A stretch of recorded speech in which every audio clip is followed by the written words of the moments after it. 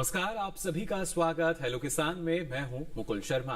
Hello किसान कार्यक्रम में लगातार आपके लिए अलग अलग विषय हम लेकर आते हैं और आज भी दो महत्वपूर्ण विषय लेकर हम हाजिर हुए हैं। क्या आज के विषय रहेंगे, आइए सबसे पहले इस पर हम नजर डाल लेते हैं। आज खासतौर से आपको हम जानकारी देंगे मोटे अनाज के प्रसंस्करण के बारे में और बात होगी टमाटर, मिर्च, बैंगन की नर्सरी की तैयारी की, कैसे आप इसकी तैयारी कर सकते हैं। तो विषय आपने जान लिए हैं और साथ ही इन दोनों विषय से संबंधित अगर आप कुछ जानकारी लेना चाहते हैं तो आप हमारे टोल फ्री नंबर हैं, इन पर आप हमें कॉल कर सकते हैं। ये नंबर है 1800-113060, साथ ही 1800-113061। इन दोनों नंबर्स पे आप हमें कॉल कर सकते हैं और आपके सवालों के जवाब देने के लिए और आपकी जानकारी को और बढ़ाने के लिए दो बेहद ही खास मेहमान आज हमारे साथ स्टूडियो में जुड़े हैं। इनका परिचय आपसे हम करा दें। हमारे साथ मौजूद हैं डॉक्टर वी के दुबे जी, आप सलाहकार हैं भारतीय राष्ट्रीय सहकारी संघ नई दिल्ली में। बहुत बहुत स्वागत आपका। साथ ही बहुत बहुत धन्यवाद। साथ ही हमारे साथ मौजूद हैं डॉक्टर राजीव जी, आप एसोसिएट प्रोफेसर हैं सब्जी विज्ञान विभाग के चंद्रशेखर आजाद कृषि और प्रौद्योगिकी विश्वविद्यालय कानपुर उत्तर प्रदेश से। बहुत बहुत स्वागत डॉक्टर राजीव जी आपका भी।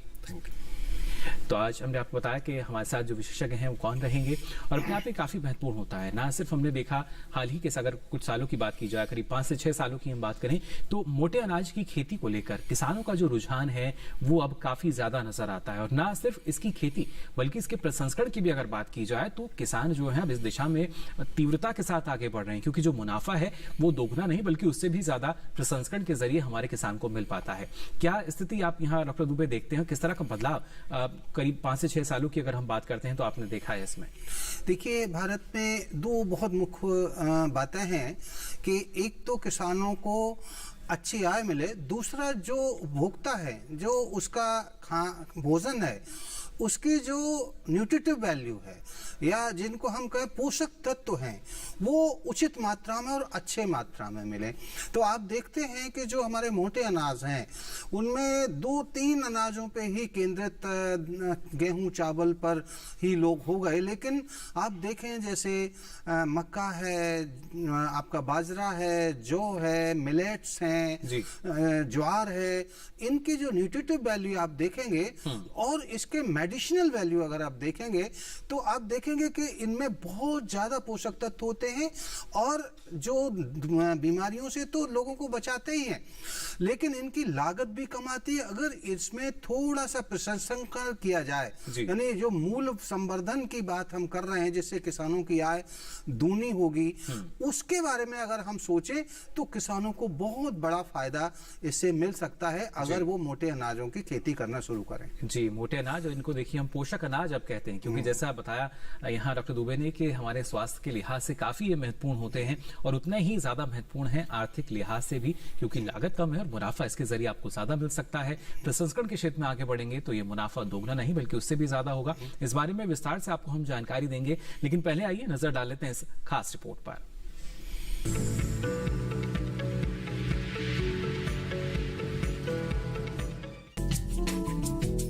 पोषक तत्वों से भरपूर मोटे अनाज न सिर्फ आपकी सेहत को दुरुस्त करते हैं बल्कि किसानों की आमदनी को दोगुना करने में भी मददगार साबित होते हैं। हमारे यहाँ मुख्य रूप से आंध्र प्रदेश, छत्तीसगढ़, गुजरात, हरियाणा, झारखंड, कर्नाटक, केरल, मध्य प्रदेश और महाराष्ट्र में मोटे अनाजों की खेती की जाती है।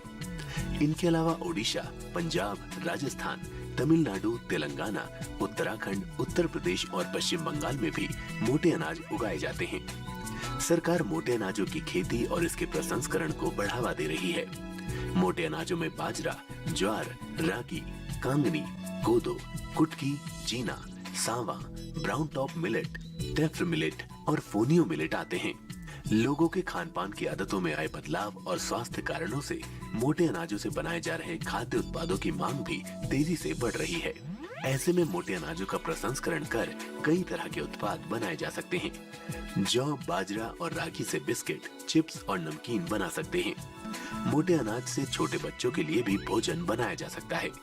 मोटे अनाज में मूल्य संवर्धन करके इनसे रोटियां भी बनाई जा सकती हैं और इन रोटियों को करीब 6 महीने तक इस्तेमाल किया जा सकता है। ज्वार से चॉकलेट, मफिन्स, पानी पूरी, बर्फी और समोसा बना सकते हैं तो बाजरे से मुठिया, लड्डू और रागी से बालूशाही और पकौड़ी बनाई जा सकती है। इस तरह मोटे अनाज का प्रसंस्करण करके आप कई तरह के उत्पाद बनाकर अपनी आमदनी में इजाफा कर सकते हैं।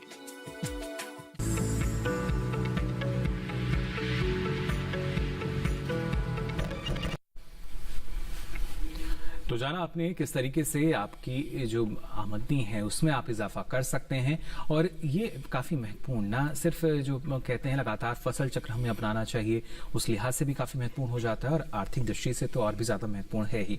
लेकिन किसानों को और ज़्यादा फायदा मिले, इसके लिए सब्जियों की खेती भी हमारे किसान बड़े पैमाने पर करते हैं। इस बारे में डॉक्टर राजीव आपसे हम जानना चाहेंगे, अभी जिस तरीके का समय चल रहा है इसमें अगर हम अलग अलग सब्जियों की बात करते हैं और खासतौर से टमाटर, मिर्च या बैंगन की बात की जाए, तो क्या अभी इसकी खेती के लिए एक उचित समय हम मान सकते हैं?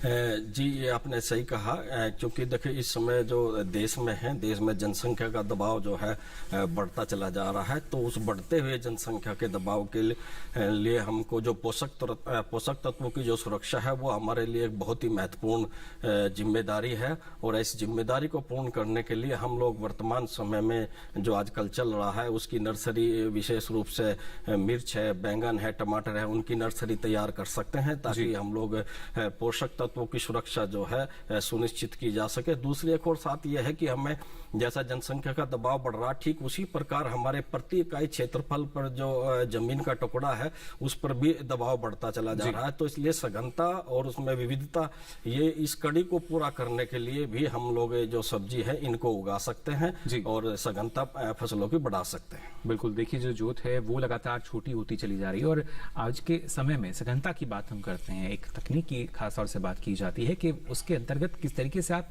अधिक उपज ले सकते हैं, वो भी कम जगह में। और जो हमारी सब्जी फसलें हैं इसके बारे में आज विस्तार से आपको हम बताएंगे, लेकिन पहले आइए नजर डाल लेते हैं इस खास रिपोर्ट पर।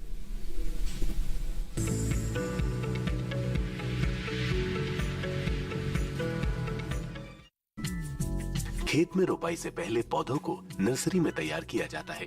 टमाटर की नर्सरी तैयार करते समय मिट्टी की जुताई करके उसे भुरभुरा बना ले। मिट्टी में समान रूप से सड़े गोबर की खाद या कंपोस्ट मिलाएं। फिर बीज की बुआई के लिए क्यारियां तैयार करें। क्यारियों को जमीन की सतह से 10 से 15 सेंटीमीटर की ऊंचाई पर बनाएं। 1 एकड़ जमीन में टमाटर की खेती के लिए 150 से 200 ग्राम बीज काफी रहते हैं। बीज की बुआई करीब 5 सेंटीमीटर की दूरी पर करें। बीज की बुआई ज्यादा गहराई में न करें। जरूरत के हिसाब से हल्की सिंचाई करते रहें। वहीं बैंगन की बुआई के बाद नर्सरी को पुआल या घास से ढक कर रखें। इससे बीज अंकुरण में बढ़ोतरी होती है। नर्सरी में बीज बुआई के तुरंत बाद सिंचाई करें। बैंगन की लंबे आकार की उन्नत किस्में जैसे पूसा श्यामला, पूसा संकर 5, पूसा संकर 20, पूसा कौशल, पूसा क्रांति लगा सकते हैं। गोल आकार की उन्नत किस्मों के लिए पूसा उत्तम, पूसा उपकार, पूसा संकर 6, पूसा संकर 9 लगाएं। गोल और छोटे आकार के बैंगन लगाना चाहते हैं तो उसमें पूसा अंकुर और पूसा बिंदु किस्में प्रमुख हैं। 1 हेक्टेयर के लिए अच्छी जमाव क्षमता वाले 400 ग्राम और संकर किस्मों के 250 से 300 ग्राम बीज काफी रहते हैं। वहीं मिर्च के बीजों को 1 सेंटीमीटर गहराई पर सीधी लाइनों में बोएं। इसके बाद बीज को सही से अंकुरित करने के लिए 2 बीजों के बीच की दूरी 2 सेंटीमीटर रखें। ज्यादा सिंचाई के कारण आद्र गलन रोग हो जाता है। ऐसे में पौधों को रोग से बचाने के लिए जरूरत के हिसाब से सिंचाई करें।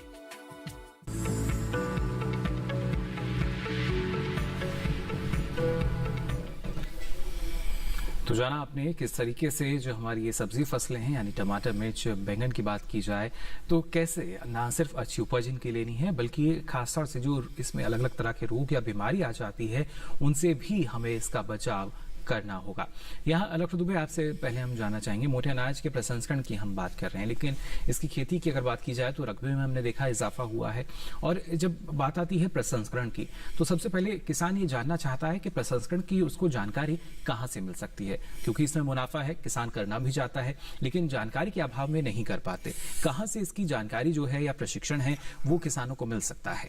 देखो, किसान भाइयों से हमारा ये एक निवेदन है कि प्रसंस्करण एक बहुत तकनीकी पर आधारित है, और ये तकनीक जो है कई इंस्टीट्यूट्स, आप जब कंप्यूटर पर देखेंगे कि आप किस चीज़ का प्रसंस्करण करना चाहते हैं, बहुत सारे आइटम्स हैं। जैसे बिस्कुट बताया, आपकी ब्रेड भी बन सकती है, आपके नूडल्स बन सकते हैं, जो उसको ऊडल्स बन सकते हैं।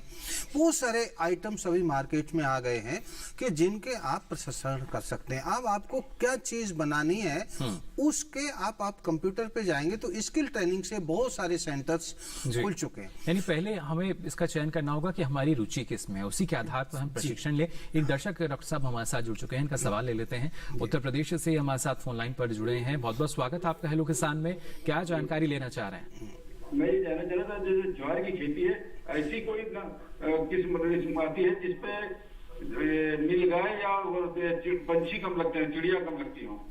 चलिए, ज्वार की कोई इस तरह की किस्म है जो कि योगेश जी जानना चाह रहे हैं कि जिसको चिड़िया जो है वो कम खाएं, दाना यानी उसमें रहे, या और जो दूसरे पशु हैं वो नुकसान ना पहुंचाएं? नहीं, देखिए इसमें ऐसी कोई किस्म का ही ज्वार का दाना बहुत सॉफ्ट होता है और इसमें चिड़िया और वो तो नुकसान करेंगी करेंगी, लेकिन एमपी से एक अभी वैरायटी निकली है, उसके थोड़े से ऊपर हेयर्स हैं, उसमें थोड़ा सा कम चिड़ियां नुकसान पहुंचा पा रही हैं। लेकिन चूंकि ये बहुत सॉफ्ट इसका दाना होता है तो चिड़ियां बहुत पसंद, सबसे ज्यादा बाजरा और ज्वार को चिड़ियां पसंद करती हैं।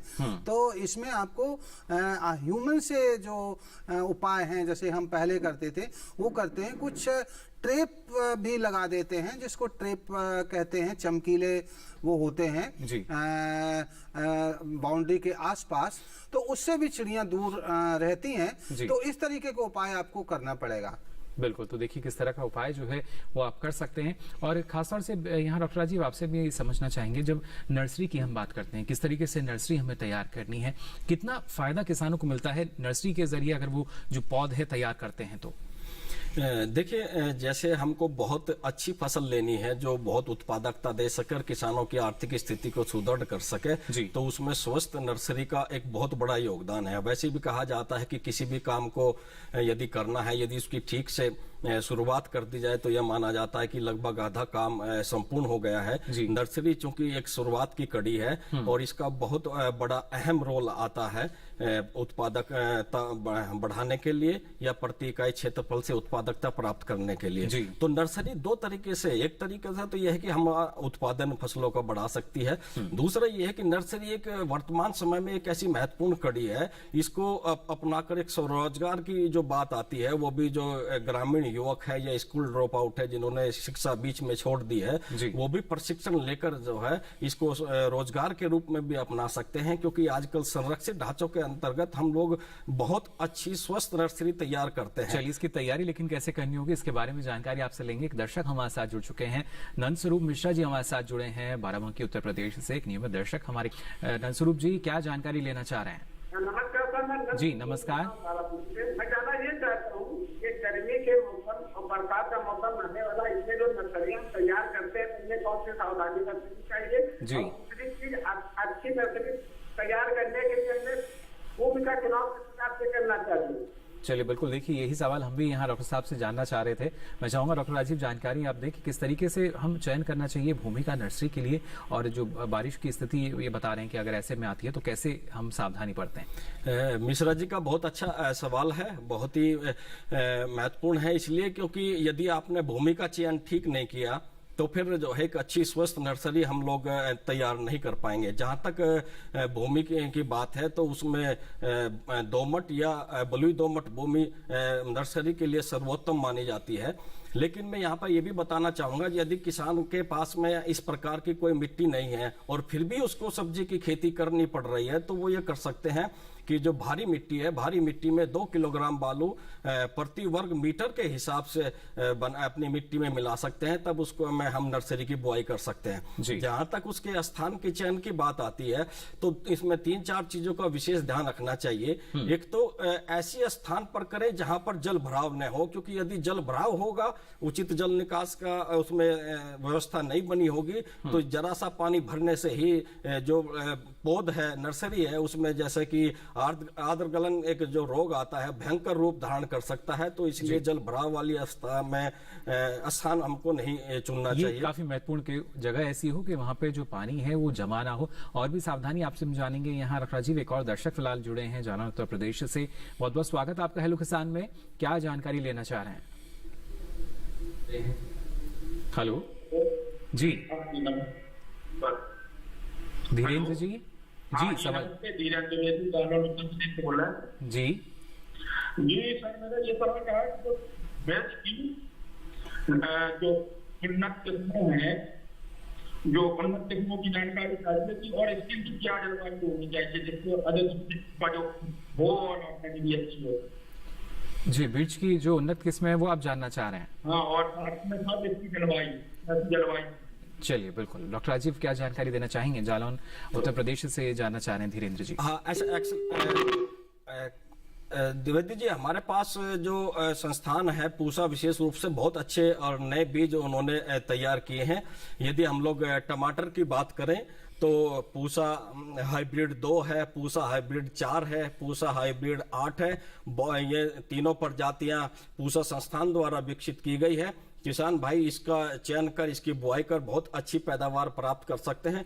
इसके साथ साथ और भी हमारे पास प्रजातियां हैं, जैसे पंजाब छुआरा है, पूसा रूबी है, पूसा दिव्या है, इसको हम लोग अपना सकते हैं।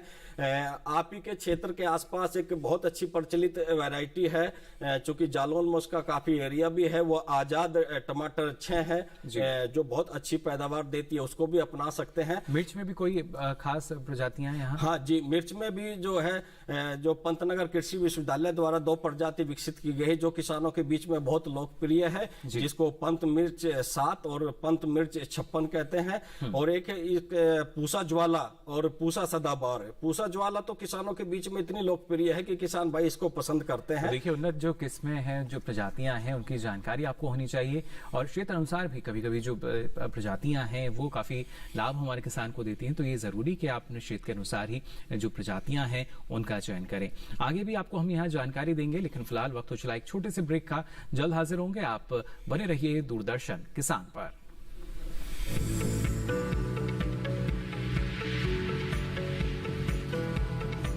अरे भाई, सुना नहीं क्या? केसीसी ने किसानों का जिंदगी बदल दिया है। देश के छोटे किसान 1,60,000 रुपये तक का कर्ज बिना किसी गारंटी को ले पाएंगे। ब्याज खोरों से भी पीछा छूटा। मैं तो जैविक खेती का पूरा सामान मंगा लिया। केसीसी का भी कोई दबाव नहीं। ब्याज चुकाने के लिए पूरा 1 साल मिलता है। समय पर भुगतान करने पर केवल 4% के सालाना ब्याज पे लोन मिल गया मुझे। अपना आधार कार्ड, लेटेस्ट फोटो और जमीन के कागजात लेके अप्लाई करो बस। और नामांकन भरने के लिए जेब भी ढीली नहीं करनी पड़ी।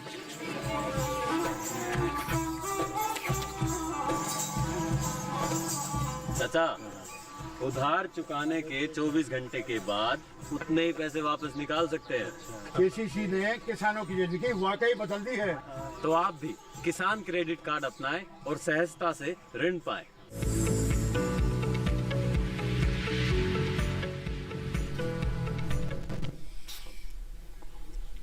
ब्रेक के बाद आप सभी का एक बार फिर स्वागत है हेलो किसान में। लगातार आज आपको हम जानकारी दे रहे हैं मोटे अनाज के प्रसंस्करण के बारे में और कैसे आप टमाटर, मिर्च और बैंगन की नर्सरी इस वक्त तैयार कर सकते हैं। फिलहाल लगातार जो दर्शक हैं वो हमारे साथ जुड़ रहे हैं। एक और दर्शक हैं जो हमारे साथ फोन लाइन पर जुड़े हुए हैं। सतीश जी हमारे साथ जुड़े हैं आजमगढ़ उत्तर प्रदेश से। सतीश जी, बहुत बहुत स्वागत आपका। क्या जानकारी लेना चाह रहे हैं? नमस्कार जी। नमस्कार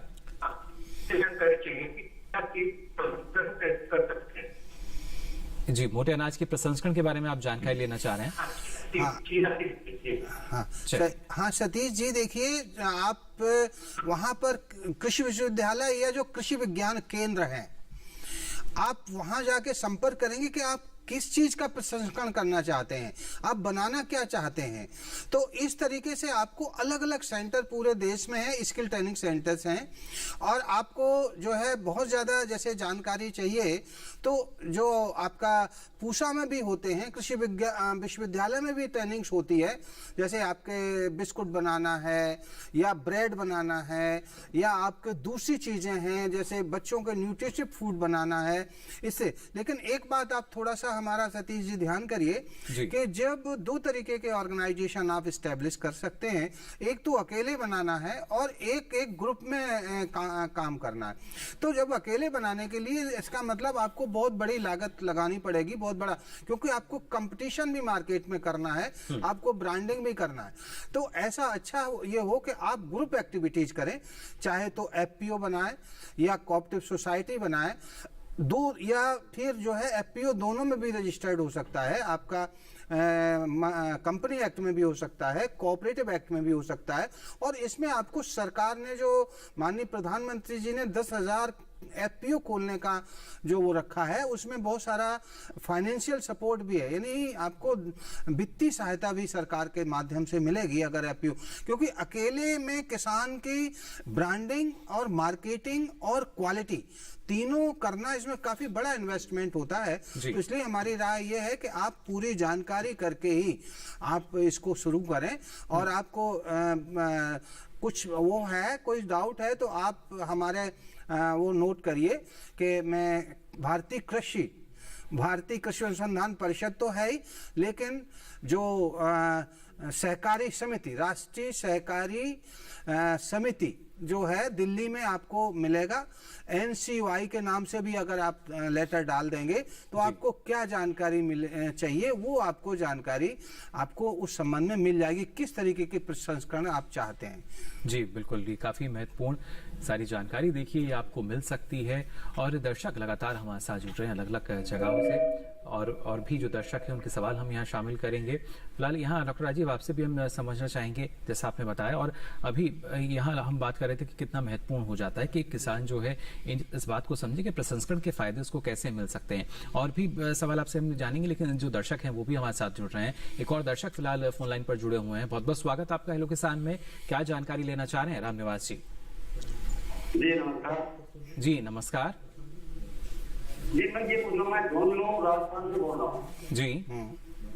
क्या हमारे इलाके में झुंझुनू में मक्का और ज्वार की खेती की जा सकती है? मक्का और ज्वार की खेती की जा सकती है झुंझुनू में या नहीं? बिल्कुल की जा सकती है। ज्वार और मक्का की खेती, देखिए आपकी भूमि का सिंचाई का थोड़ा साधन हो और मक्के की बलुई दोमट मिट्टी है तो आप मक्का तो 12 मास ले सकते हैं। और हर तरीके की लगभग मिट्टी में मक्का और ज्वार थोड़ी बलुई दोमट मिट्टी में हो सकता है और आप ले सकते हैं। आपके जो मक्का और ज्वार में कैल्शियम बहुत अच्छा पाया जाता है, न्यूट्रिटिव बेल प्रोटीन भी अच्छा है, कार्बोहाइड्रेट्स भी हैं। तो दोनों फसलें पूरे राजस्थान के लिए काफी बहुत अच्छी फसलें हैं, आप बिल्कुल ले सकते हैं। बिल्कुल, देखिए बारानी क्षेत्रों की जब बात की जाती है तो वहां पर जो मोटे अनाज हैं, अच्छी उपज आप उनकी ले सकते हैं, लेकिन सावधानी आपको जरूर बरतनी चाहिए। जो अच्छी किस्में हैं उनका चयन आपको करना होगा। और साथ ही यहाँ डॉक्टर राजीव आपसे हम जानना चाह रहे थे, जिस तरीके से आपने बताया कि एक किसान जो है रोजगार के रूप में भी जो नर्सरी है उसको तैयार कर सकता है, लेकिन इस दौरान और किस तरह की सावधानी जो है वो उनको अपनानी चाहिए? कहाँ से उन्नत बीज उनको मिल सकता है और किस तरीके से तैयारी करें फिर इसकी? बहुत अच्छा सवाल है। जहाँ तक बीज के स्रोत की बात है तो जो किसान भाइयों को पहले प्रयास ये करना चाहिए, जो भी भारतीय कृषि अनुसंधान परिषद के शोध संस्थान या बीज विक्रय केंद्र हो वहाँ पर संपर्क करें, या फिर जो राज्य के कृषि विश्वविद्यालय या कृषि विज्ञान केंद्र है बीज के लिए वहाँ पे संपर्क कर सकते हैं। लेकिन ये बीज में चूंकि सब्जियों के बीज में जो निजी सेक्टर है वो भी काफी बड़े पैमाने पर आजकल आ गया है और बहुत अच्छी प्रजातियां निजी सेक्टर की भी हैं। यदि जो शोध संस्थानों से आप किसान भाई नहीं प्राप्त कर पा रहे या उनसे बहुत दूर है तो अपने किसी नजदीकी जो दुकान है वहां से आप निजी सेक्टर की जो प्रजातियां विकसित हुई हैं उनको भी प्रयोग कर सकते हैं। लेकिन निजी सेक्टर वाला जो प्रजातियों का यदि आप चयन करते हैं तो इसमें यह अवश्य सुनिश्चित कर लीजिए कि जहां से आप बीज खरीद रहे हैं वो बेहद विश्वसनीय हो, नहीं तो बड़ा धोखा किसान भाइयों के साथ हो सकता है। क्योंकि बहुत से ऐसे बीज हैं सब्जियों के जो बहुत महंगे होते हैं, हर किसान की पहुंच से बाहर है। तो प्रमाणित स्रोत देखिए इसका ख्याल आपको रखना होगा, प्रमाणित जगह से ही, केंद्र से ही आप जो बीज है उसका चयन करें। फिलहाल एक और दर्शक हमारे साथ जुड़े हैं जालौन उत्तर प्रदेश से, बल्लू जी हमारे साथ जुड़े हैं। बहुत बहुत स्वागत आपका, क्या जानकारी लेना चाह रहे हैं? हेलो हेलो जी, सवाल पूछ सकते हैं आप अपना। जी नमस्कार। नमस्कार सर, जो हैजी अनाज है के अंतर्गत प्रसंस्करण करती है और उसकी सरकार द्वारा दी जाने वाली सब्सिडी के बारे में जानकारी चाहिए। प्रसंस्करण के बारे में आप जानना चाह रहे हैं और उसमें क्या आर्थिक मदद मिल सकती है? हाँ चलिए बिल्कुल। डॉक्टर दुबे क्या जानकारी देना चाहेंगे? हाँ देखिए, आपको जो प्रसंस्करण के बारे में आर्थिक मदद मिलेगी वो स्टेट के थ्रू मिलेगी। तो आप जो राज्य के जिला विकास अधिकारी है, जो सारी केंद्र की भी स्कीमें जो जाती हैं, केंद्र की योजनाएं जाती हैं, वो राज्य के ही थ्रू आपको ये मिलती है। लेकिन अगर आप एफपीओ खोलेंगे फार्मर्स प्रोड्यूसर्स ऑर्गेनाइजेशन। तो अगर आप कंपनी एक्ट में रजिस्टर्ड करवाएंगे तो SFAC है जो दिल्ली में, वहां से आपको फाइनेंशियल मिलेगी। अगर आप कोऑपरेटिव एक्ट में करवाएंगे तो NCDC से आपको फाइनेंशियल मदद मिलेगी। नाबार्ड से दोनों में किसी में रजिस्टर्ड करवाएंगे तो आपको दोनों के में नाबार्ड दोनों में मदद करता है। तो नाबार्ड का कोई ऑफिस हो या फिर दिल्ली में आप NCDC है, SFAC है, अगर आप किस में रजिस्टर्ड करवा रहे हैं तो उसमें आपको मिलेगा। अगर आप केवल अपनी कंपनी खोलना चाह रहे हैं तो प्राइवेट में कंपनी एक्ट में रजिस्टर्ड करना चाह रहे हैं 1956 या 2013 में जो संशोधन, तो फिर आपको अपना निजी उद्योग होगा, उसमें उस तरीके से मदद की कभी कोई ऐसी विशेष योजना सरकार की नहीं है। स्टार्टअप में जरूर कुछ वो देते हैं टैक्स की छूट, उस तरीके का कोई ऐसी योजना नहीं है। जी, लेकिन देखिए जरूरी, क्योंकि राज्य स्तर पर जो कृषि है वो राज्य का विषय, और केंद्र सरकार की तरफ से अलग अलग जो योजनाएं हैं संचालित होती हैं, उनका क्रियान्वयन होता है राज्य सरकार द्वारा। तो जो आपके ना सिर्फ जो जिला कृषि अधिकारी हैं उनसे भी आप संपर्क कर सकते हैं। अलग अलग जो योजनाएं हैं वो अलग अलग राज्यों में संचालित की जा रही हैं, जिससे पूरी जानकारी आपको मिल सके। यहाँ डॉक्टर राजीव, आपसे हम जानना चाहेंगे जिस तरीके से, क्योंकि कई तरह के रोग और बीमारी हैं जो मृदा जनित माने जाते हैं, यानी मिट्टी के जरिए वो रोग या बीमारी हमारी फसल पर आ जाते हैं, उसको प्रभावित करते हैं। किसान बीजोपचार भी करते हैं, लेकिन उसके बाद भी जो स्थिति है वो जस की तस बनी रहती है। ऐसे में क्या नर्सरी के दौरान ही इस तरह की जो रोग या बीमारी है उनके नियंत्रण के लिए किस बात का ख्याल रखना होगा? यहाँ पर मैं किसान भाइयों को ये बताना चाहूंगा, क्योंकि जैसा मैं पहले भी चर्चा किया था कि सब्जी का जो बीज है वो बहुत महंगा होता है, और किसान भाई कई बार क्या करते हैं कि बीज का उपचार भी कर लेते हैं, मिट्टी का भी उपचार कर लेते हैं, उसमें फफूंदनाशक में मिलाते हैं, कीटनाशक में मिलाते हैं, लेकिन इसके बावजूद भी फिर भी जो है हमारी नर्सरी रोगग्रस्त हो जाती है और एक स्वस्थ नर्सरी नहीं तैयार कर पाते। तो मैं किसान भाइयों को ये बताना चाहूंगा कि जहां पर इस प्रकार की स्थिति उत्पन्न हो गई है कि कोई भी कीटनाशक या फफूंदनाशक जो है कारगर नहीं हो पा रहा है, तो एक फॉर्मल्डिहाइड दवा आती है जिसका जो जलीय रूप है या तरल रूप है वो फॉर्मलिन है। तो फॉर्मलिन से हमको उपचारित करना पड़ेगा जमीन को जहां पर हम लोग नर्सरी की बुआई कर रहे हैं। तो बात आती है कि फॉर्मलिन का जो है उपचारित कैसे करें, ये हमको बड़ी सावधानी रखनी चाहिए। जब हम मिट्टी का शोधन कर रहे हैं फॉर्मलिन से, तो उसका 1.5 से 2% यानी कि लगभग यदि 100 लीटर पानी का यदि किसान भाई प्रयोग कर रहे हैं तो उसकी 1.5 से 2 लीटर मात्रा को 100 लीटर पानी के आसपास घोलकर एक घोल बना लीजिए, और इस घोल की 4 से 5 लीटर मात्रा को प्रति वर्ग मीटर के, ये बड़ा ध्यान से सुन लीजिए, मैं रिपीट करना चाहूंगा, फिर दोबारा बताना चाहूंगा कि 1.5 से 2% घोल का 4 से 5 लीटर जो मात्रा हो गई उसको प्रति वर्ग मीटर के हिसाब से इस प्रकार डालें कि जो हमारी जो नर्सरी की जो जमीन है वो लगभग 15 सेंटीमीटर के आसपास तक जो है वो गीली हो जाए। जब आप फॉर्मलिन का प्रयोग कर लेते हैं, इसके उपरांत आप उस पर 200 गेज की जो मोटाई की जो पॉलीथीन होती है उससे ढक देते हैं, और पॉलीथीन के जो चारों तरफ के जो किनारे हैं उसको गीली मिट्टी से दबा देते हैं ताकि गैस बाहर ना निकले। जब 24 घंटे हो जाए तब फिर हम लोग ये पॉलीथीन हटा लेते हैं, और इसके बाद लगभग जो है 10 से 12 या 15 दिन तक उसका खुला छोड़ देते हैं। जब लगे कि अब गंध आना बंद हो गई है, तब उसकी गुड़ाई करके फिर इसके बाद हम लोग उसमें बेड तैयार करके उसमें बुआई नर्सरी की हम कर सकते हैं। बस इसमें यही एक बात यह है कि लगभग जो है 15 दिन का समय, 12 से 15 दिन का समय अवश्य लग जाता है। चलिए, 12 से 15 दिन का समय जो है इसमें लगता है, और उसका फायदा भी देखिए आपको उसके बाद मिल जाता है। फिलहाल हमारे साथ एक और दर्शक जुड़े हैं, सुशांत पटनायक जी हमारे साथ जुड़े हैं उड़ीसा से। बहुत बहुत स्वागत आपका सुशांत जी, क्या जानकारी लेना चाह रहे हैं?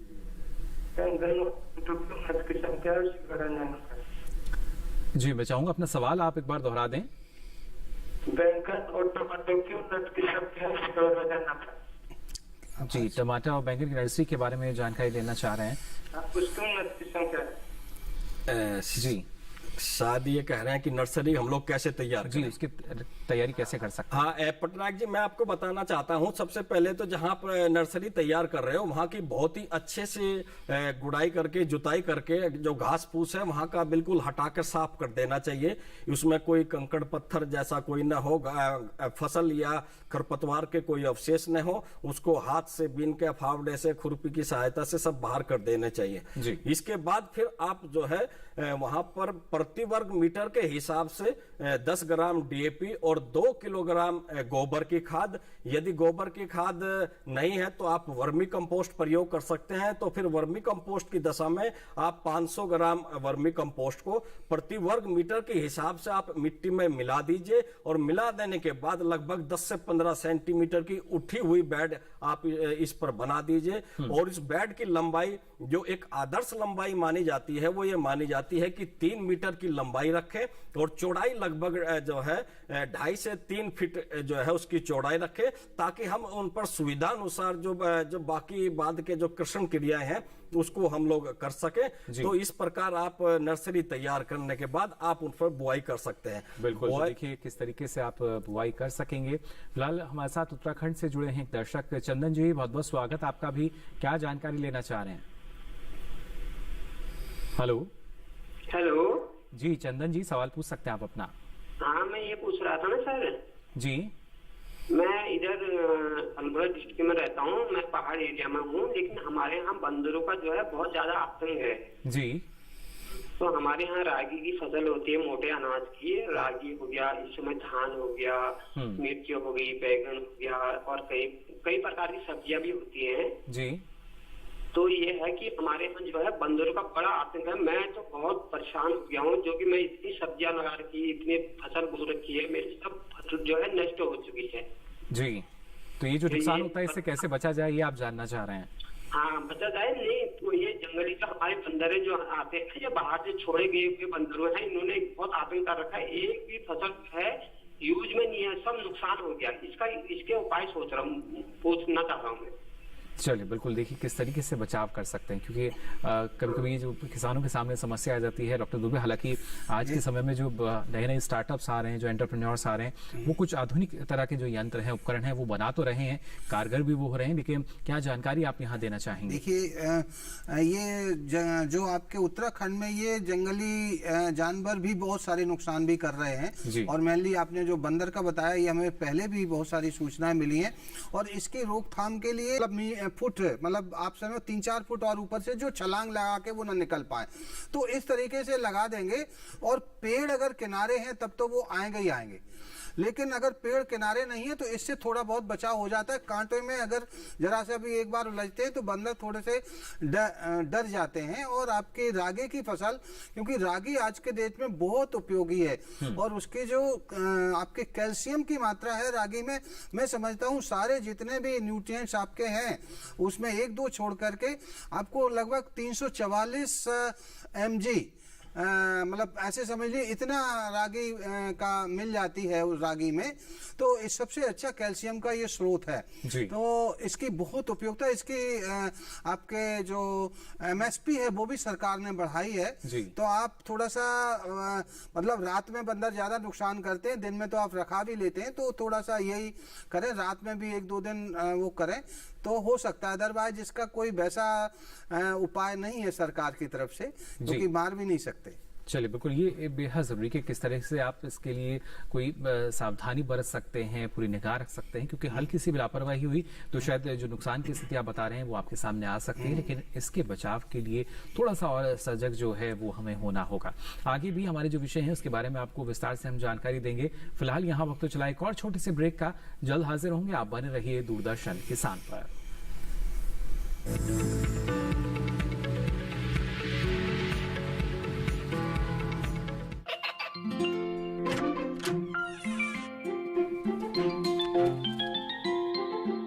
ये क्या हो रहा है? काशवी, इतने कम मार्क्स? काशू बेटा पढ़ा करो, पढ़ोगी नहीं तो आगे कैसे बढ़ोगी? मम्मा, मैं भी तो आपसे यही कहना चाहती हूँ, पढ़ा करो। आप पढ़ोगी नहीं तो आगे कैसे बढ़ोगे? मतलब? वो देखो, सिर्फ बैक पर छपा ऑर्गेनिक नहीं, ऑर्गेनिक का निशान पहचानिए। पीजीएस ऑर्गेनिक का ये लोग उन किसानों की पहचान है जो आज भी परंपरागत विधि से रसायन मुक्त खेती कर आपके लिए शुद्ध फसल उपजा रहे हैं। अब समझे मम्मा, अगर मैं प्योर ऑर्गेनिक फूड नहीं खाऊंगी तो अच्छे मार्क्स कहाँ से लाऊंगी? अच्छा बच्चों, जैविक खेती की इस मुहिम को आगे बढ़ाइए, शुद्ध ऑर्गेनिक अपनाइए।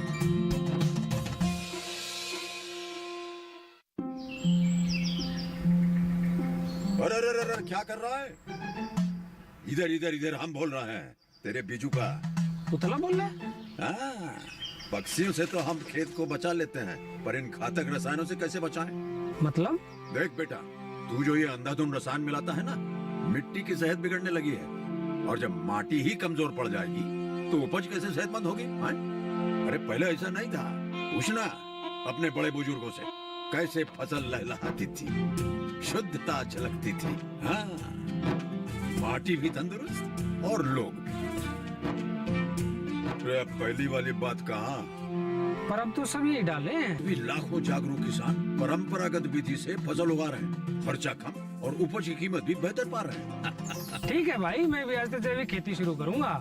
माटी से प्रेम की परंपरा है, परंपरागत खेती।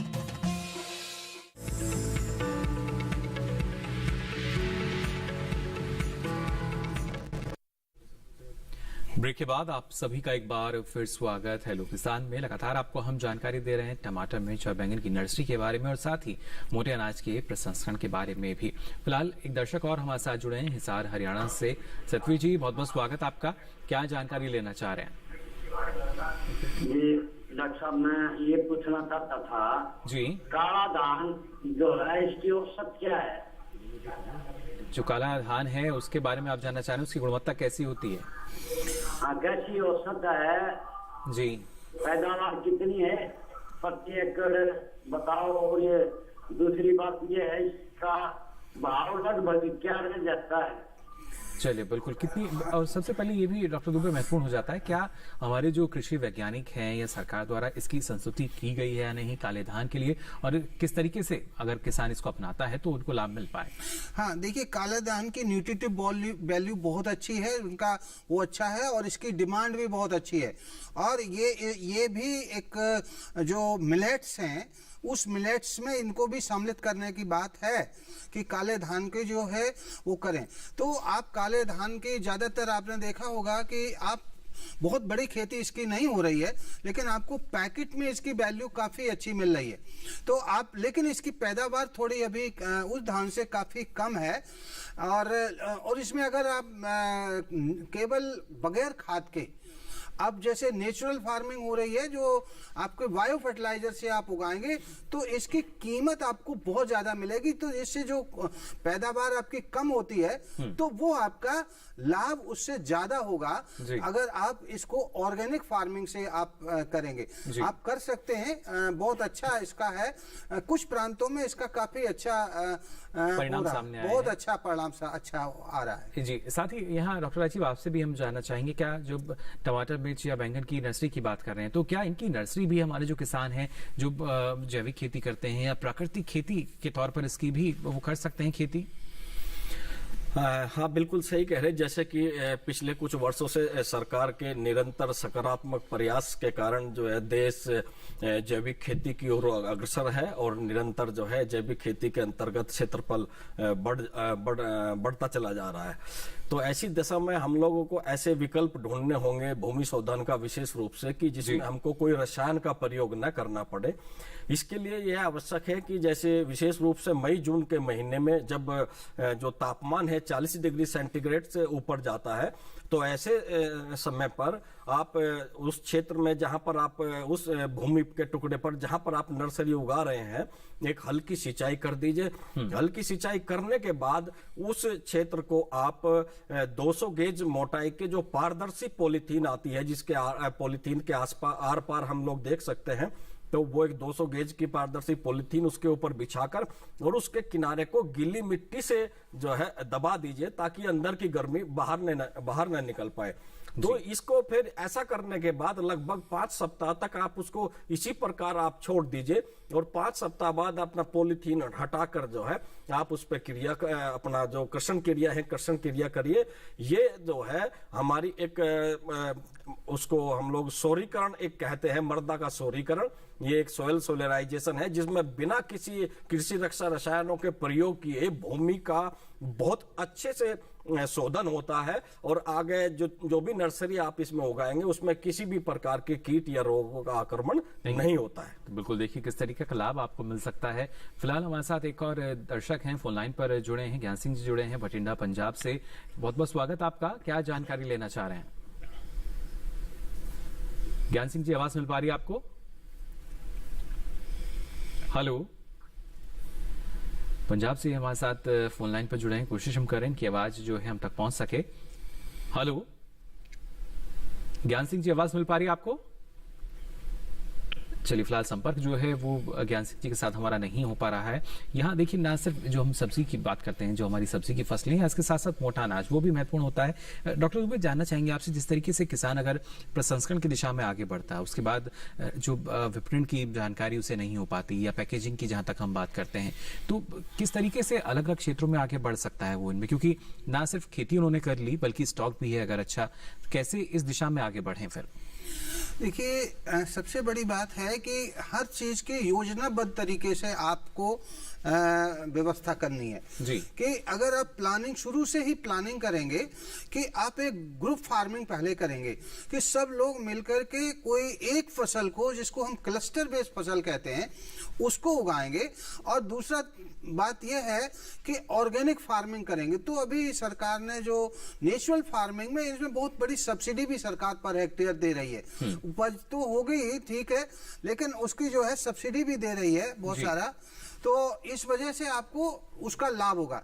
दूसरा है कि प्रसंस्करण में और मार्केटिंग में ये बहुत ज्यादा तकनीक का है, क्योंकि आपको मार्केटिंग में कंपटीशन लेना। प्राइवेट कंपनियां भी बहुत सारे प्रसंस्करण में मोटे अनाज के उसमें आ गई हैं, इवन आटा बना के उनका बेचे जा रहे हैं। आप देखिए, बाजरे का आटे का कीमत कभी कभी 200-250 रुपया केजी है, ज्वार के आटे की 200-250 रुपया केजी है।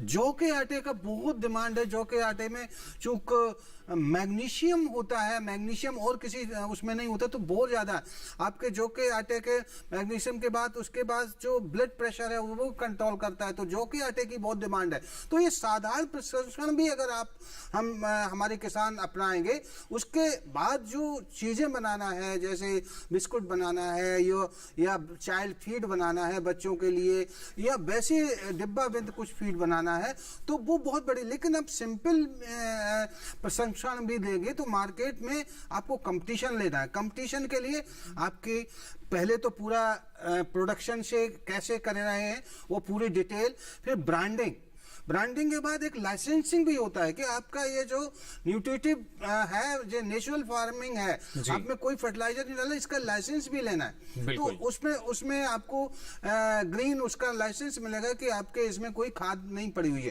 फिर मार्केटिंग के लिए आपको ऑर्गेनाइज तरीके से एक चेन बनानी होगी, मार्केटिंग चेन। यानी पहले पीजीएस का मार्क आपको मिलेगा और उसके बाद देखिए किस तरीके से पूरी श्रेणीबद्ध तरीके से, क्योंकि आज के समय में स्टार्टअप और जो हमारे एंटरप्रेन्योर्स हैं उनकी मदद से काफी ये संभव हो पाता है। फिलहाल हमारे साथ एक और दर्शक जुड़े हैं, सुभाष जी हमारे साथ जुड़े हैं औरंगाबाद बिहार से। सुभाष जी, बहुत बहुत स्वागत आपका, क्या जानकारी लेना चाह रहे हैं? सर, एक्चुअली हम हल्के धान की रोपनी करना चाहते हैं जी, जैसे सोनम या कतरनी चावल का, उसकी क्या नर्सरी अभी इस मंथ में तैयार कर सकते हैं? जी, डॉक्टर दुबे क्या जानकारी देना चाहेंगे? देखिए, आपको अगर कर रहे हैं तो जून के आप पहले सप्ताह से आप नर्सरी तैयार कर सकते हैं। और नर्सरी में आप थोड़ा सा ये ध्यान रखें कि जैसा आपको बताया गया, जैसे आपके थोड़ा सा वैसी ऊंचाई रखें, पानी न भरना हो, गोबर की कंपोस्ट खाद डालें या केचुए की खाद डालें।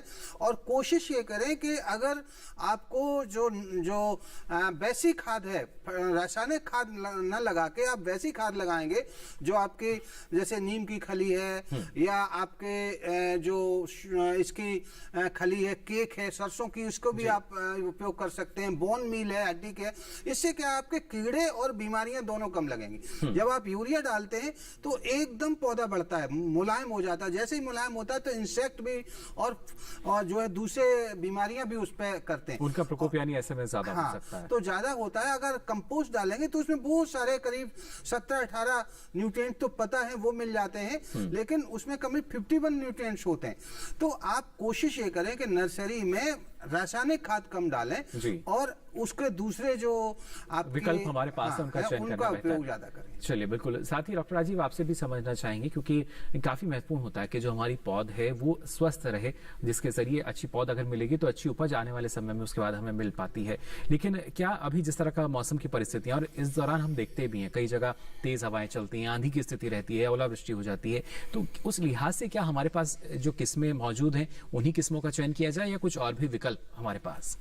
जो हमारे पास इस समय प्रचलित किस्में हैं उनका हम लोग प्रयोग कर सकते हैं। दूसरा एक और ये है कि जो एक हमारे पास जब बहुत ही प्रतिकूल मौसम हो तो संरक्षित खेती के जो हमारे पास ढांचे उपलब्ध है उनको प्रयोग कर सकते हैं। हालांकि उनकी यदि उनको उगाना संरक्षित ढांचों के अंतर्गत ही है तो उनकी प्रजातियां भिन्न होती हैं, लेकिन यदि उनको खुले खेत में उगाना होता है तो उन्हीं प्रजातियों को हम लोग उगा सकते हैं। जहां तक मौसम की बात है, आजकल में एक विशेष रूप से मैं किसान भाइयों को ये सलाह देना चाहूंगा, एक विधा है स्वस्थ नर्सरी तैयार करने का। लोटनल बहुत ही सस्ता है और बहुत ही प्राइवेट और सरकारी सभी बिक्री केंद्रों पर जो है आसानी से उपलब्ध है।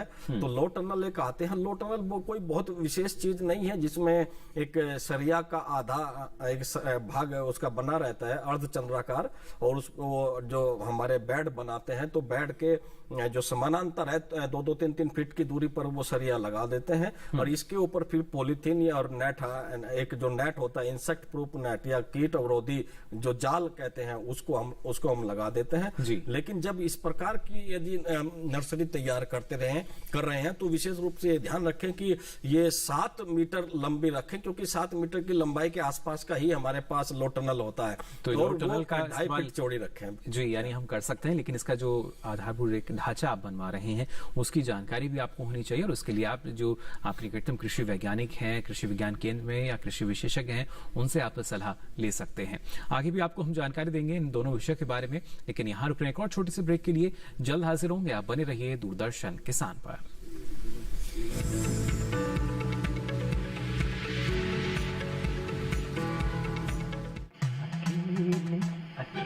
अरे वाह भैया, अकेले अकेले। अरे तू भी ले, पर खाएगा कैसे? मैं ऑर्गेनिक खेती की बात कर रहा रे बेटे। अकेले अकेले खेती कब तक करेगा?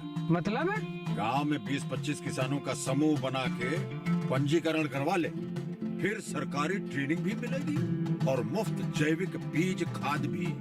फिर पीजीएस ऑर्गेनिक की सरकारी मुहर के साथ तेरी उपज आकर्षक पैक में पहुंचेगी बड़े बाजार तक। अच्छा? हाँ। अरे भाई कहाँ चल दिया? सबको साथ लाने, आमदनी बढ़ाने। तो किसान भाई समझ गए ना? साथ मिलकर ऑर्गेनिक खेती कीजिए, अपनी परंपरा को आगे बढ़ाइए, ज्यादा मुनाफा कमाइए। माटी से प्रेम की परंपरा है परंपरागत खेती।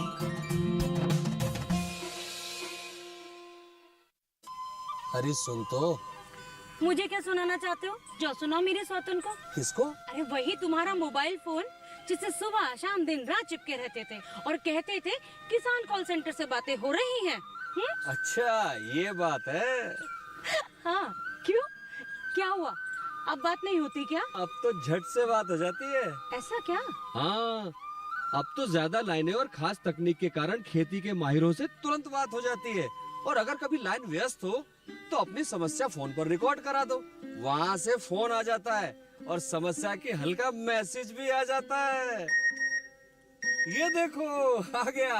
अरे वाह, इसका मतलब इंतजार की घड़ी अब खत्म। हाँ। तभी मैं सोचूं कि आजकल मुझ पर इतना प्यार क्यों आ रहा है। कृषि संबंधी समस्याओं का अपनी भाषा में तुरंत हल पाने के लिए पूरे भारत में किसी भी फोन से हेल्पलाइन नंबर पर संपर्क करें। किसानों का दोस्त किसान कॉल सेंटर।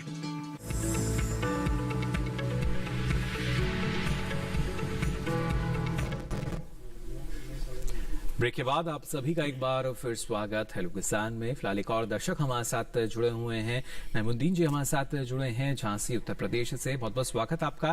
क्या जानकारी लेना चाह रहे हैं नईमुद्दीन जी? नमस्कार सर। जी नमस्कार। नमस्कार सर। निवेदन ये है साहब कि ज्वार बोई थी कुछ समय पूर्व, तो सर्वाधिक पक्षियों से क्षति हुई थी और फसलों की तुलना में सर्वाधिक पक्षियों से क्षति हुई थी और यहाँ प्रचलन भी कम है। इस वजह से मेरे ही खेत में ज्वार तो बहुत प्रभावित हुई थी। कोई विकल्प है क्षति कम हो? क्षति कम किस तरीके से कर सकते हैं जो पक्षियों का प्रभाव है? हाँ, देखिए इसका अभी कोई नहीं है, लेकिन बस इतना ही होता था। पहले बहुत सारे लोग ज्वार बोते थे, तो जो भी चिड़िया वगैरह होती थी वो सब में थोड़ा थोड़ा खाते थे। बाकी के लोग, किसान लोग, अपने रखवाली भी करते थे खेतों पे। लेकिन अभी कोई ऐसे वो नहीं है कि उसमें, लेकिन एक थोड़ी सी वैरायटी जिसमें थोड़ा सा अंकुश टाइप थोड़ा निकले रहते हैं, तो एमपी से ही निकली हुई है। आप उसको देखिए, अगर वो मिल जाती है तो कम हो सकता है, अदरवाइज तो आपको चिड़ियों को रखवाली करनी पड़ेगी। जी बिल्कुल, क्योंकि ये जिस तरीके से कई तरह की जब कभी कभी जो प्राकृतिक आपदाएं हैं वो भी फसल में नुकसान पहुंचा देती हैं, और उसी तरह से कुछ जो पक्षी हैं या जो जंगली जीव हैं उनका भी प्रकोप हम देख सकते हैं। लेकिन आवश्यकता यही कि थोड़ा सा और सजग जो है हमें यहाँ रहना होगा।